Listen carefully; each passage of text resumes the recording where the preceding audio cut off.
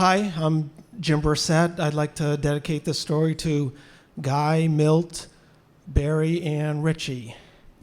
So I don't know who was more surprised that summer night in 1980. The man who showed up in front of the Howard Johnson's Motor Lodge in Greenfield, Massachusetts, right off Interstate 91, exit 26 at 2 a.m., completely naked, or me, the 20-year-old desk clerk, home from college that summer, working the midnight to 8 shift, and being the Good Samaritan, unlocking that front door, letting the naked stranger in, and handing him a towel. He was a pretty good-looking guy from the waist up, really tanned, looked about 40. He had this wavy blonde hair, and I asked him, what, are you a guest here? And he said, I was sleepwalking. I think I'm a guest here. I don't know my room. And I'm looking at him. He's starting to shiver because, it's a hot summer night. I've got the air conditioning cranking. Who has air conditioning in New England in 1980? So I'm taking full advantage of it. He's shivering. He's holding onto his towel tight. And I can tell he just wants to get back to his room, or he really wants to get back to any room. But I have to make sure he's really a guest. I'm responsible for 100 rooms. There's more than 100 people, and I hope they're all sleeping right now.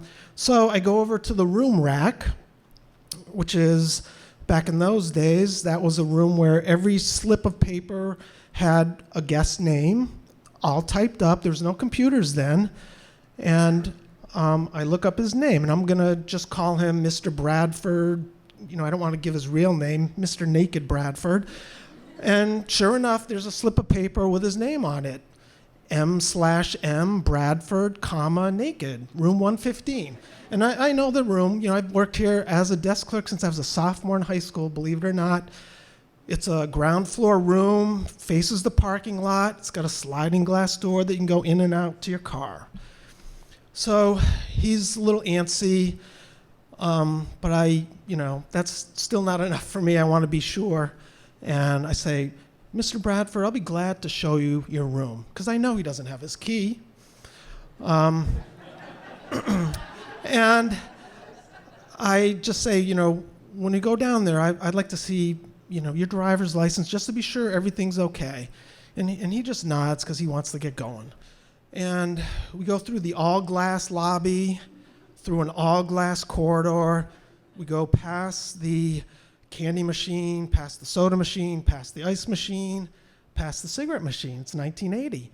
And we get to room 115. And I pause because if you've ever worked in a hotel, you do not know what you're going to find when you open the door. Richie tells me one night, I give these guys some extra towels, and what the fuck? There's a dead deer hanging up in the bathroom, bleeding all over. I open this door slowly. There's no deer. It's not hunting season. But the room is a complete disaster. Big mess in a tiny hotel room. This is 1980 style. Liquor bottles on every counter, every space, soda containers, food containers, newspapers, and of course clothes strewn all over the place. And on the far bed, sprawled out on the bed, a naked woman. I don't know if she's passed out. I don't know if she's dead. I go over to the sliding glass door, which is wide open. I shut it. I lock it. I shut the curtain, and I use this time to kind of check on Mrs. Naked Bradford. Because I'm thinking, the room rack slip doesn't lie. M/M, Mr. and Mrs. By this time, Mr. Naked Bradford has been rummaging around, and he pulls out his license finally. And he gives it to me. I look at it. Yep, sure enough, it's him. It's even got the picture of his flowing hair. And being the good desk clerk, I say, is there anything else I can do for you tonight, Mr. Bradford? He just says no, and he hands me the towel. So he's naked once again. He slumps on his bed, and I say, well, thank you, sir, good night. And I go out the room, gently shut the door, and I've got just a towel in my hand, no tip. I'm a poor college student. I'm hoping for that tip.